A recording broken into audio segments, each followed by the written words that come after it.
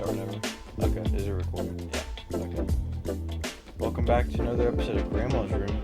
I'm Ben, and I'm accompanied Geoffrey. And today we're going to be talking about James Dean's Little Bastard and the battle for Castle Itter. I like that. You want to start? You want me to start? Yes. Okay. The battle for Castle Itter happened on May 5th, 1945. It was 5 days after Hitler killed himself. So the Nazis were like desperate now, and like a bunch of them were surrendering. And on the Allied side for this battle, it was the 23rd U.S. Tank Battalion, and it was the 23rd Tank Battalion of the 12th Armored Division, and it was led by Lieutenant John C. Lee Jr. And there's also, on the Allied side, was the anti-Nazi German Wehrmacht Heer soldiers, which was German Army. That's Okay. what the Wehrmacht was, and former French prisoners. And then some of the French prisoners included prime ministers, generals, and a tennis star. And I don't know why the Nazis imprisoned a tennis star. Yeah, that seems kind of weird. I don't know, but the enemy was a Nazi 17th Waffen SS Panzer Grenadier Division. And the SS was like the brutal, it was pretty much a secret. Not, I wouldn't say secret service, but like FBI or something. No, it was kind of like private military, but kind of not. Like it was part of the military, But it was but its they were own like thing. they were the highly trained soldiers. Like those are the ones that were Like the SEALs or something like that? I don't know. I don't know Like what to they compare it a little bit? I don't know what they compared to, but they were like extremely skilled, and unlike the normal German army where you could have just been like conscripted and you might not want to fight, the SS was like super dedicated to Nazi Germany, and like they were Hitler's personal bodyguards and stuff like that. Mm-hmm. So yeah, and then the castle was built. The Castle Itter. It was built in Austria, so it was close to Germany. I think is Germany like right next to Austria. I'm not sure where it is on the map. Here, I'll find a picture of it. Okay. And it was near the town of Itter, which is why it's called the Castle Itter. And after Germany took over Austria in 1938, the German government leased it from its owner in 1940, which I would have figured they would have just taken it from them, not leased it from the guy, because they just took over their country. Yeah. But I guess, yeah, I don't know. Austria it is right next to Germany. It borders Germany. Okay, I thought so. I didn't want to say it was if it wasn't. Gotcha. But then on February 7th, 1943, so that's 5 years later, under Heinrich Himmler, the SS they took it over. Then they just pretty much took the castle under the command of General Oswald Pohl, and it was then placed under the control of the Duchin, oh my god, dude. When I write fast, sometimes the words get fucked up. It's I do the same thing. Dachau, like the concentration camp. Okay. I was reading it as Duchan. God. But it was meant to hold highly valuable prisoners, like the generals, prime ministers, tennis stars, like I said earlier. Okay. And it also had Eastern European prisoners, like Russia, those countries over there. Mm-hmm. Because obviously they were enemies with Russia then. Yeah. And the European prisoners were forced to maintain the castle and like all the labor to like maintain it, mm-hmm. cleaning and stuff like that. And on May 4th, Edward Whiter, they probably said Viter. And whoever's listening, I'm fucking up talking because it's like pretty late at night. Yeah, what is it, 11 o'clock? Yeah. And Daddy needs his sleep. But, where was I? May 4th, Edward Viter, the final commander of Dachau, committed suicide. Like the commander of the concentration camp. Mm-hmm. Committed suicide, and the SS took this opportunity to like abandon the castle under the command of Sebastian Wimmer. And this gave the prisoners a chance to arm themselves with the weapons they left behind. Mm-hmm. And they took control of the castle. And then Zvomir Kukovic, was a prisoner in the castle because of his role as the leader of a Yugoslavian resistance group, like fighting the Nazis. Mm. Which I thought they'd executed people like that. I don't know. They seem I feel like you're kind of right, but like leaders of resistance groups. I thought they just like killed them, but I don't know why they would keep them. I don't know. But 2 days before the SS troops and the commander, Sebastian Wimmer, 2 days before they left, this guy escaped, and he tried to find Allied support, and he found the American 103rd Division, and he told them about the castle and its prisoners, because they had no idea that there was prisoners there. Yeah. And Major Joseph Gangle, I think it's Gangle, he commanded a unit of Wehrmacht soldiers and had previously worked with an Australian resistance group, so they were kind of working from the inside to help resistance groups. Mm-hmm. And he planned on freeing the prisoners from the castle, but he ended up surrendering to the Americans instead. So when the Zvonimir Kukovic guy found him, he found them, like the Americans and the Wehrmacht troops. Okay. So then they all knew about, well, they knew before, but this is when they hatched the plan to like help the prisoners escape. Mm.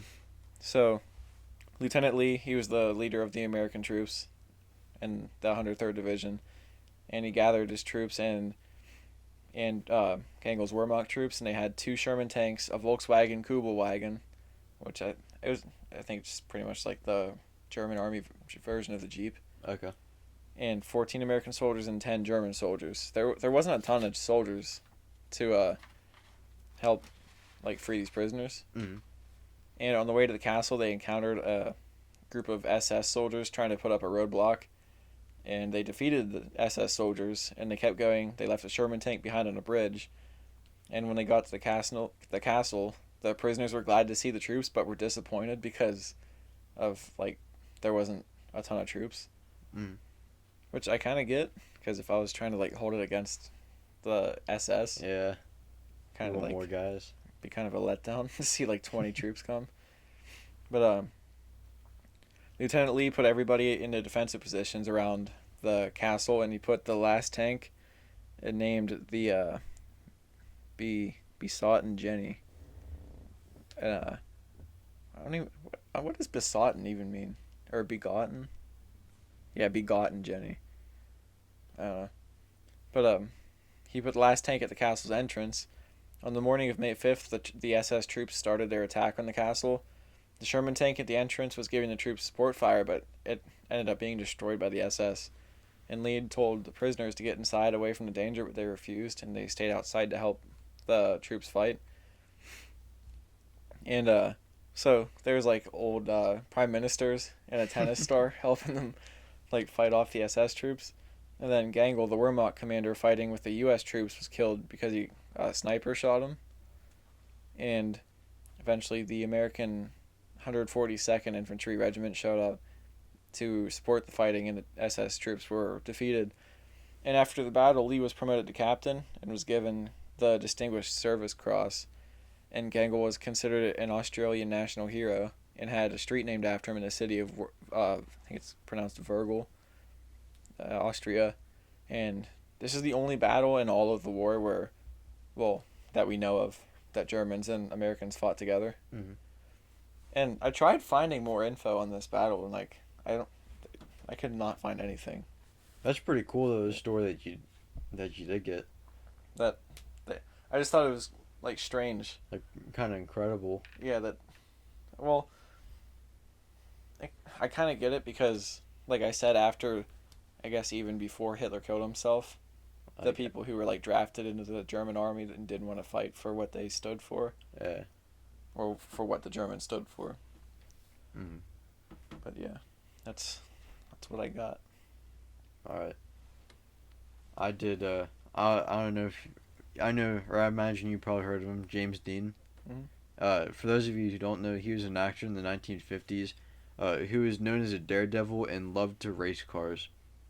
On September 21st, 1955, he traded his 1955 Porsche Speedster for a 55 Porsche 550 Spider. and he had the name Little Bastard painted across the back of it. After one of the Warner brothers called him a little bastard after he wouldn't leave his trailer on the set of his first movie, and this was just kind of to get it back at Jack L. Warner. Just kind of like a middle finger. Yep. Because he'd been driving it around the studio, and they banned him from racing in any races, and this was in the middle of while he was filming one of his movies, and it broke his contract too.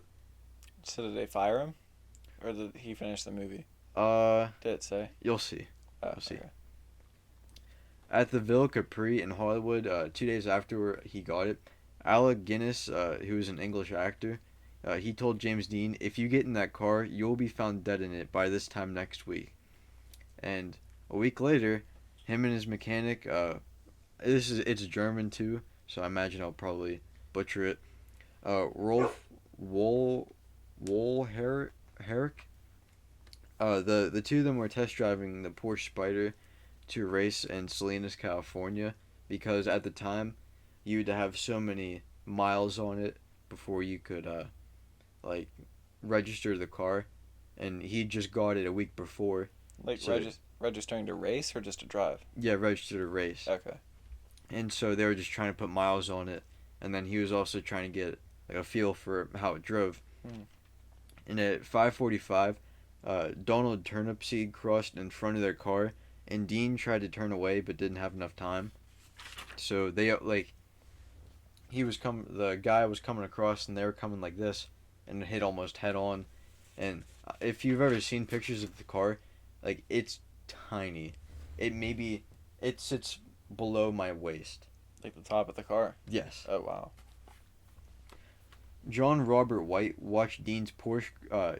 He said it cartwheeled 2 or 3 times, like on the front, into the ground and it trapped Dean between the clutch and the brake pedal. Like it caught his foot, and the car ejected the mechanic he was with. Mm. But since he got his leg crushed, he was just stuck in the car. Yeah.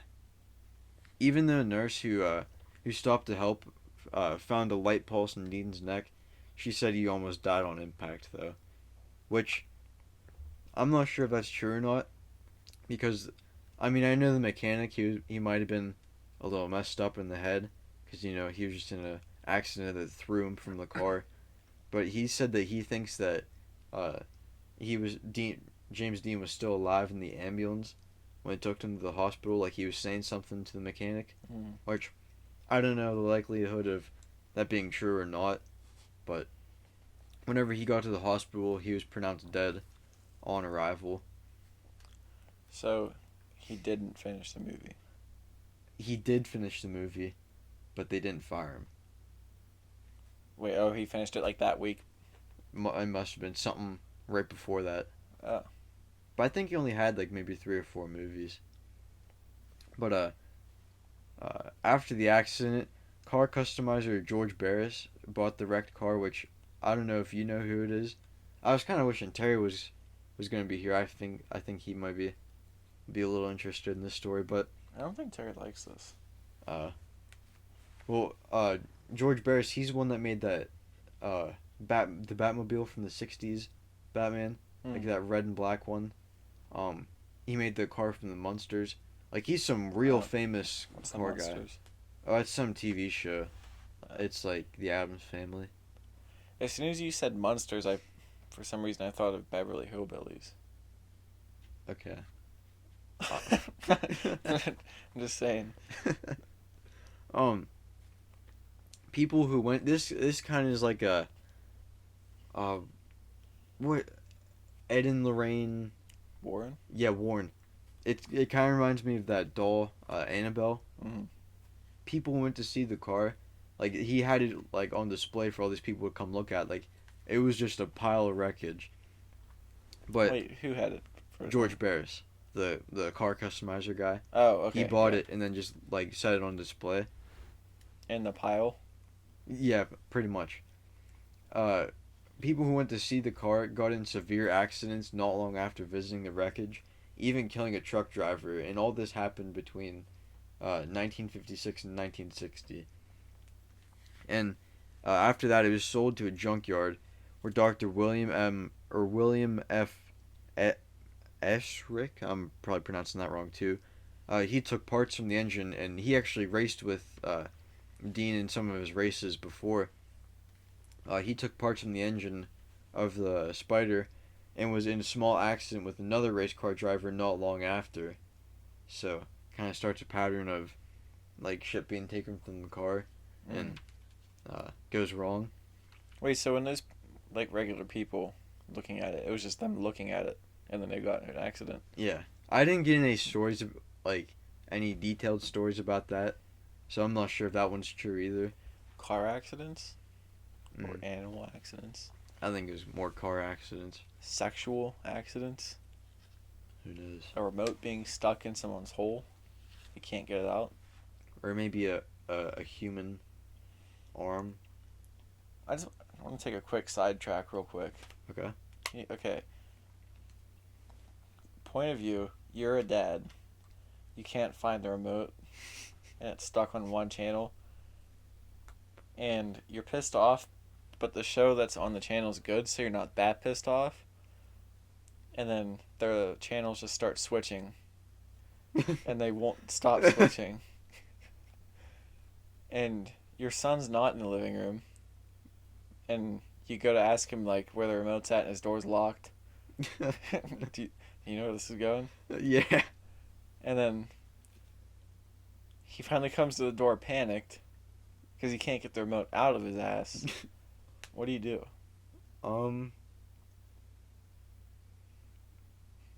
Maybe just try and crack him open like an egg. Oh God. You wouldn't use like needle nose pliers? I mean, I'd probably love my son if I had a son, but I'm not. If he had a remote shoved up his ass?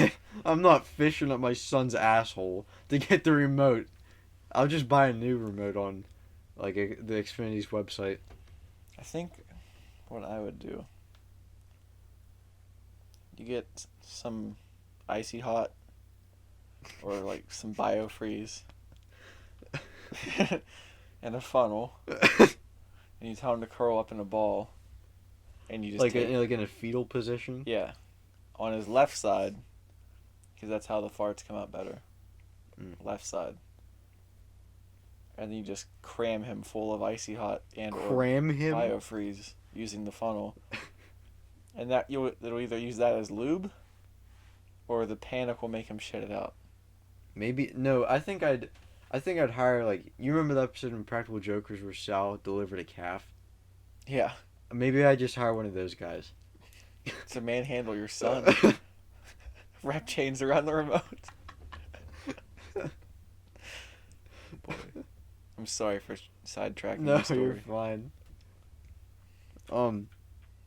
So after the first doctor took it apart, the engine apart, another guy named Dr. McHenry was, quote, driving a car powered by the engine from Dean's car, was killed when his vehicle went out of control and struck a tree in the first race in which the motor had been used since Dean's mishap, which, coincidentally enough, was also the same race that the guy before him wrecked his car.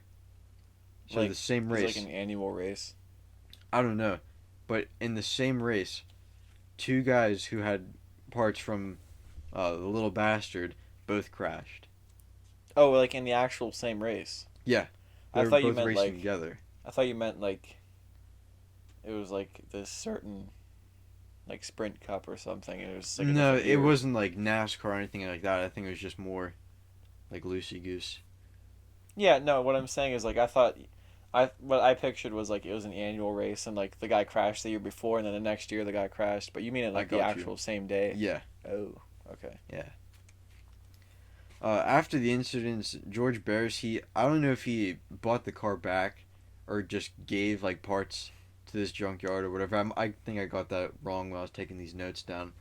But he tried to rebuild the mangled wreckage, but it was almost impossible to rebuild because, you know, it was fucking destroyed. And while waiting to be put on display for a safety announcement, like there's like California Highway Patrol, stuff like that, on March 11th, 1959, it caught itself on fire, burning 2 tires and the car's paint, but none of the other cars in the garage, it was being kept and caught on fire. Like, nobody was messing with it? Just No. caught on fire? No one knows how it caught. I mean, maybe someone knows, but the public doesn't know who started it or what started it. And then the legend came to an abrupt end in 1960 when it was being shipped by train in a boxcar, and it was being taken from Florida to LA. I think that it was on another display in Florida and it's come back. And Barris claims to have completed the manifest for this car, but whenever the boxcar arrived in LA, it was just totally empty. Do they know where it's at now? No one knows where it's at. Go ahead. Like, someone heisted it. I don't know. One of the sites I found, it said that Barris might have just hidden it to build up the legend of the car, which I mean it would make sense. Yeah. If he did that, because actually he wrote a book. Some of the stuff that was in here came from a book he wrote. It was like Cars of the Stars or something like that. And he talked about it disappearing. Mm-hmm. So that kind of did help him make money. Yeah, but I mean it probably wasn't the only car in the book. I haven't actually read the whole book. Yeah. So I imagine the whole selling point would not have just been that, but it would make sense if he did do that. But whether he purposefully misplaced it or not, there's only a few pieces left of the car. One of them being just a small piece of aluminum from the side of the car. The engine and the transaxle assembly. And in 2005, the passenger door was supposedly displayed by Volvo, the car company, but after Barris offered $1 million for any sort of whereabouts of the rest of the car, no one could prove its authenticity. What the hell, Ben? Yeah. Wonder. Let's speculate on where it went. Okay. It was in a train car, right? Yep. What if it got switched over, like in a yard or something? I think bandits got it. Like cowboy bandits, like 6-shooters? Yeah. On horseback. Yeah. You said it was a small car. Yeah. They could probably maybe load that by wagon, covered wagon. Wagon train. Oh shit! What? They weren't transporting it by railroad. They were transporting it by wagon train. Every time I hear wagon train, I think of Oregon Trail. The Vigia game. Mm-hmm. I think I used to play that in school. Since we're talking about it, do you want to talk about the Donner Party? Do you know what that is? Very, very little. Okay. So whenever people are going out to the Oregon Trail, or we're on the Oregon Trail going out to California and wherever, these people, I can't remember what months you're supposed to leave, but there's a certain time where you're supposed to leave where you wouldn't get caught in the snowstorms going over the mountains. I think I know this story. Okay. And so these people get out there to this one point where the trail splits up, and it's shorter, but it's way harder to get through than the longer route. And since they waited so much longer, they thought, oh, we'll just take the shorter route, make up time. That was not the case at all.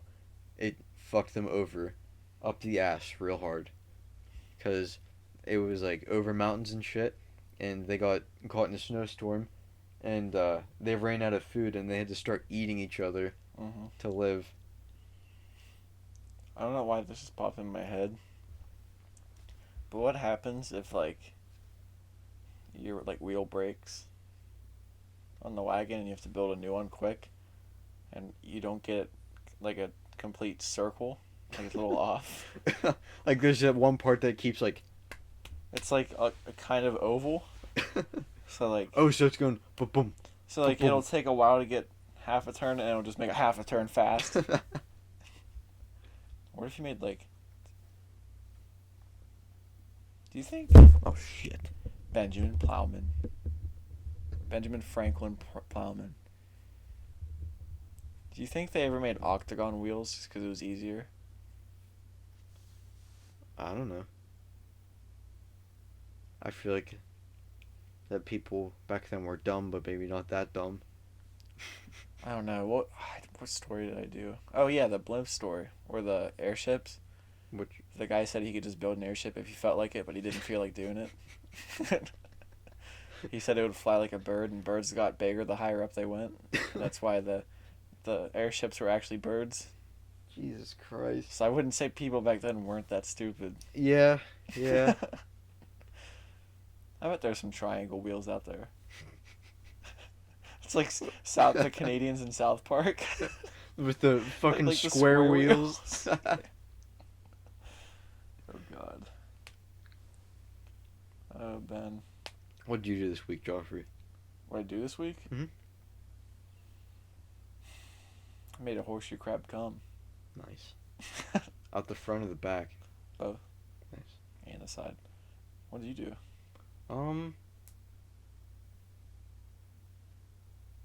Get naked and shave coconut? I dipped my balls in honey. I didn't use shaved coconut. Oh. But, Do you know what that's a reference to? yeah, I made another reference to it. Wait. Dip my balls in honey and shaved coconut. Is that from Horrible Bosses? Yeah. Oh, I don't it's the remember same that quote. part. Oh.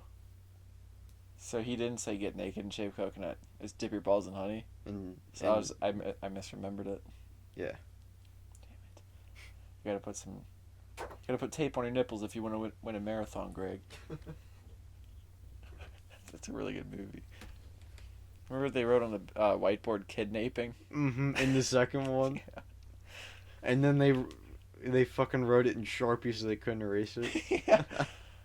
Did the police end up finding that in the movie? I don't know. It's been so long since I watched it, though. We should watch it after this. It's been so long since I watched it. It's been a while for me too. I don't know if it's on anything. Like Netflix or Hulu. Yeah. I know. I think the first one's on Netflix. But is it? Yeah, but they probably don't care what Horrible Bosses is on. If anyone's listening, Mom. Well, I mean, this is just us shooting the shit. Not me, Mafk. Yeah. Dude, I really want to watch some more Trailer Park Boys. Been watching the shit out of that show. That's what you said. There was this one scene where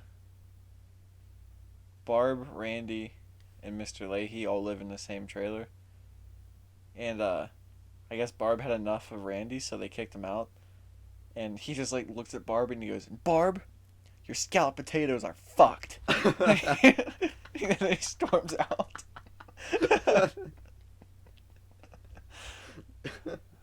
Oh man. Show is gold. I love it so much. Son of a bitch! What? God damn it! What? I got this shirt, fucking Wednesday, and it says "Stay Golden" on it. It's the Golden Girls. I was gonna wear it, cause stay golden, grandchildren. Is it a pink shirt? No, it's black. I have a shirt. I think that might be what it says. Fuck. Why? What? I was gonna wear it for the episode. And why not? I just forgot to pack it. God damn it. Where'd you get it?